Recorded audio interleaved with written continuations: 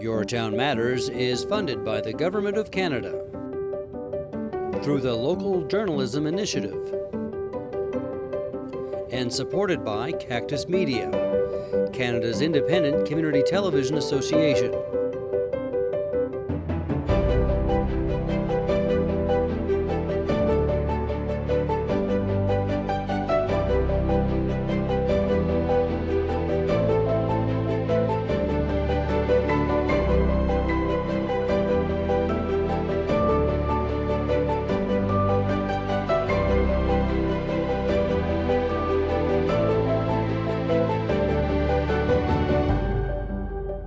I'm Vicki Hogarth and welcome to CHCO's Meet the Mayoral Candidates for Campobello Island, New Brunswick Votes election special on Your Town Matters.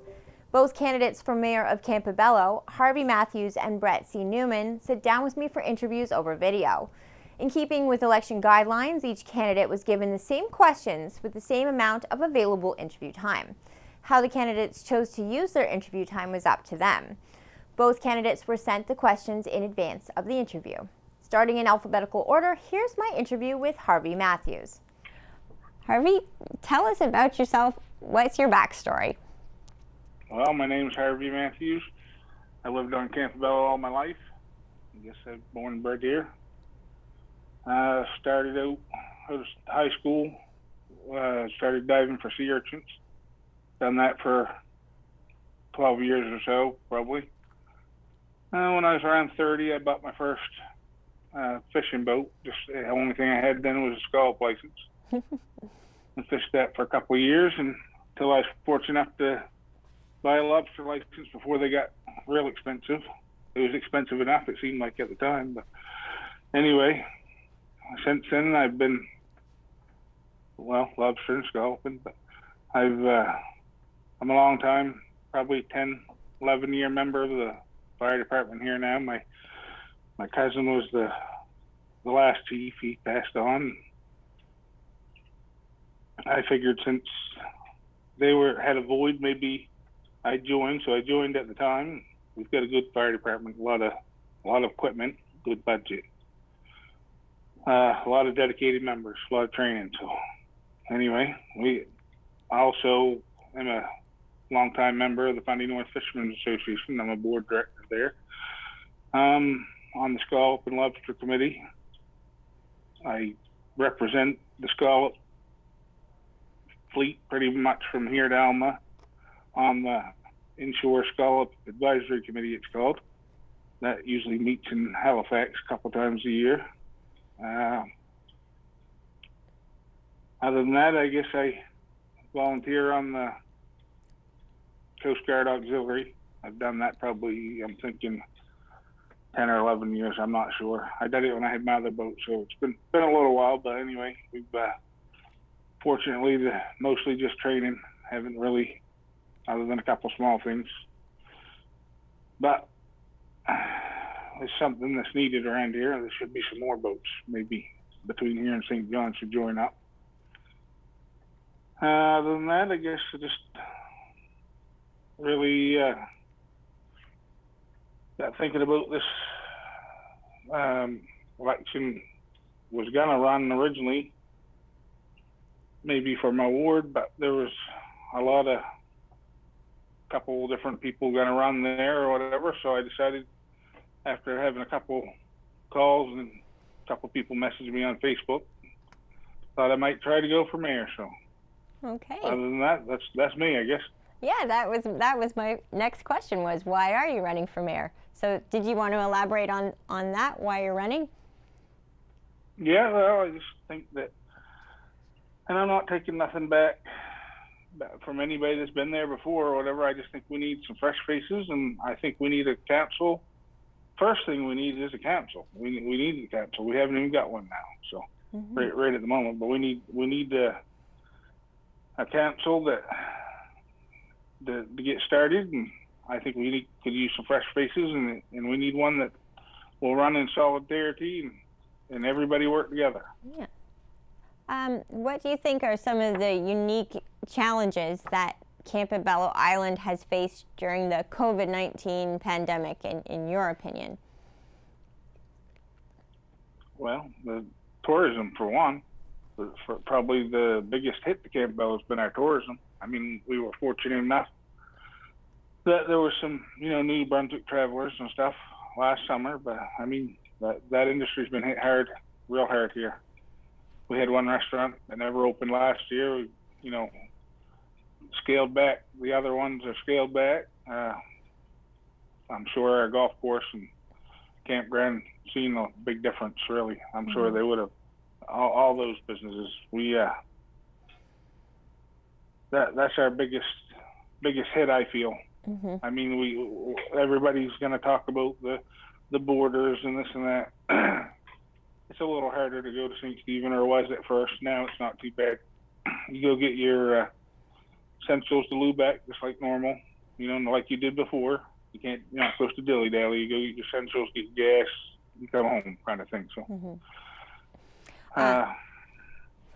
Nope, go ahead, sorry. Other than the pandemic, what are some of the most important issues facing Campobello right now, and why? Our biggest issue is we need to get our council running again. That's the biggest issue. We have there's a lot of stuff. I mean, we haven't had a actual council that's ran a long term, really, so to speak. Like I was we was talking about watching the St. Andrews, and I made a joke to you that maybe it would have been easier to run there than here. Well, I mean, they've had control of their town for a long time, and that's what we need. We need we need a lot of things here. There's no senior housing. The nursing home is the only place, and that's for people that need help, obviously. That was worked on at one time, the senior housing issue. Don't know for sure why it was stopped. There were some reasons, but I'd like to see it be brought back up again. Maybe some people try to start that again. We're in long need of, I think, a community center of some kind. Maybe start out as the school. There's been people here fighting for better access to the school. I would like to word it that way, because we have little access, but we don't have what we should have. Like I said, a community center would be good as a long-term goal. Something that maybe would house some daycare. That's another issue. I know when our kids was younger, it was hard to find. If it wasn't for our parents and stuff like that, it would have been hard to work, full-time jobs without the daycare. There's people living that right now. I had 1,000 things I was going to say under this one, and then I get tongue-tied, I guess, when I... Well, those are... I guess our next question would be almost a two-parter to this question anyway. If you're elected... sorry. Go ahead. If you are elected, what are some of the key steps you take to make the community a better place? So I guess with some of those last answers in mind. Yeah, well, they would be similar things, and then I guess what I was stumbling over, just like yesterday, we had our Earth Day, or whatever you called it, cleanup thing, and that was just minimal. That's not the big issue. Is there's a lot of dumping goes on in places. Now everybody will say, yeah, well, the garbage truck will take you, and it will. There's no excuse for it, but it happens. I'd like to see maybe the island look into some kind of a transfer station, a place that somebody could take it. It wouldn't have to be fancy, just something somewhere somebody could take it. Maybe a guy or two could get a job out of it, and stuff could get sorted and taken where it's supposed to go, instead of, we have a lovely island here, but if I was from away and drove down some of the roads and seen it, it would really make me think why people would do that to their own place, and it's happening, and it shouldn't. So, just like any letter, I guess we put in a lot of time yesterday. Some people picking in the ditches and stuff, as you and I talked before. Brett was there. With the truck, I was there. There was, like I said, 4 or 5 trucks picked up a lot of garbage. It's a good thing to pick it up, but it shouldn't be there in the first place, I guess. Anyhow, I like to think that, like I said before about a community center, something, we have nothing for seniors to do, right now, obviously with the pandemic, it's a little hard to do some stuff, but we don't, there's no, when I was a kid, my mother went to bingo, stuff like that. There's nothing like that here. I mean, there's radio bingo on the radio, I guess, which is good, but there's no other activities other than school activities for kids. It would be nice to have somewhere that, maybe with a small rink or something. But this year, some of the teachers built a makeshift rink behind the school, and it was well used. It was a great thing. They did the best they could. It was, small, but it was big enough for the kids to have fun on. That's what we're looking for. We need something. We need something for like that. Places you can go have your get-togethers for baby showers or fundraisers, just stuff like that. Fog Fest, there could be stuff held there for like Fog Fest and stuff. But hopefully they can have that this year. With the pandemic, we've had a lot of, things like that, like the marathon, the Fog Fest that we didn't get to have. So. We've got just under 3 minutes left, Harvey. If you received $1 million grant to use in Campobello any way you wanted, what would you do with it and why? I guess my first answer would be whatever the people of Campobello wanted. That's what we'd use it for. But, there's a lot of things that we need here. There's no one thing that, and the problem is $1 million seems like a lot until you start spending it. But it could be used for any of the things I mentioned before: housing, seniors, low-income housing, what have you. A recreation center could go towards our transfer station. There's a lot of things we need here, but the first thing we need is a council, and then we can get. I know the ferry issue, and we haven't really discussed that much tonight. And not a lot of time left, but it is an issue. There's a lot of people that's really adamant that they'd like to have a ferry, and they're working hard towards it. And if that's what the island wants, and that's what they should have, or we just need to get council so we can get things on the way, no matter what it is. Whether you're wanting a ferry or you're wanting a transfer station or what you want. That's right. The first thing we need. We've got 30 seconds left, so in 30 seconds, why should people vote for you when they go to the polls? I have no hidden agenda. I'm here to work. I'm here to run for the people of Campobello and what the people of Campobello want. That's, first and foremost. All right. Thank you so much, Harvey, and thank you for sitting down with me today. Yeah, no, thank you, Vicki. That was Harvey Matthews. Next up, here's my interview with Brett C. Newman, the second and final candidate for mayor of Campobello. Thank you for joining me today, Brett. Tell us about yourself. What is your backstory? Well, I've been raised on Campobello and lived here my entire life. I have 2 children growing up here, too.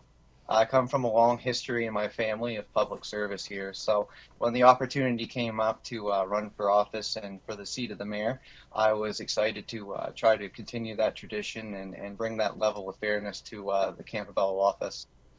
Why are you running for mayor this time? Well, I think it's important to just see a lot of the action that was started in my first term continue on. We've had a lot of positive attention from the federal government, and I think it's important to continue down that road and see what sort of new changes and positive changes we can bring to encourage a higher quality of life here on Campobello for all of its residents. What unique challenges has Campobello faced in the COVID-19 pandemic, in your opinion? Well, I think we've had been there with the rest of the province too, just been hopeful to wait for a better tomorrow. For border communities, there's been no exception on the challenges. Residents on Campobello have been challenged each day with new border rules and restrictions, and trying to continue to remain in the government's ears so that we can be relevant during these conversations, so that we're still able to continue to travel back and forth, which is very important. And we do rely on traveling through the United States right now to do that. So I think the province has worked hard, as well as the federal government, to allow us to continue to travel as freely. So watching those restrictions each day has, I think, been the biggest difficulty for the community. Other than the pandemic, what are some of the most important issues facing Campobello right now, and why? Well, we have a shrinking population, which I think is in tune with the rest of Charlotte County, and I think we're looking to really turn that around. As I've called it before, the elephant in the room, I think our transportation and our access is important to be improved on. And I think after this pandemic is over, and hopefully we go back to normalcy, I hope we can encourage the province to submit their proposal to the federal government and improve on some transportation needs here in the community. If elected, what are some of the key steps that you would take to make the community a better place? Well, I'd just be excited to continue advocating for this community, to continue to work with the council and try to bring new options for every range of age in this community, to provide for our seniors as well as our youth. It's been a great job to do this and to get out there and to really speak on behalf of the community and tell how great it is, and to work to try to bring new changes here, positive changes. And so to continue doing that would be great, and I've been proud to do that every day since. Now here's a fun one. If you received $1 million grant to use on Campobello any way you wanted, what would you do with it and why? It's a really difficult question. I think there's a lot of different ways $1 million could be used in this community. I think mostly would be to encourage an active lifestyle. We have a beautiful surrounding environment, and it would be great to see that used to our benefit wherever we could. I'd also like to, I think some public works in the community to help encourage a cleaner community would be great. So, I mean, at the end of the day, there's a lot of different ways $1 million could be used here. So hopefully, if it ever comes our way, we have an excited community and an excited council to determine what to do with that kind of money. And finally, why should people vote for you? Well, I think it's just been an exciting experience to do this job, and I think people have had a lot of reliance in knowing they have a mayor who's working hard for them and going to work 365 days a year for them. And I'm just proud to continue doing this, and I can't do it without each and every vote. All right. Well, thank you so much for joining me today, Brett. I appreciate it. Thank you so much for having me, Vicki. It's great to do this. That was Brett C. Newman. Thank you for watching Meet the Mayoral Candidates of Campobello Island and taking the time to get to know your candidates, Harvey Matthews and Brett C. Newman. Be sure to do your part and vote in New Brunswick's May 10th municipal elections. I'm Vicki Hogarth. Thank you for watching this special NB Votes edition of Your Town Matters.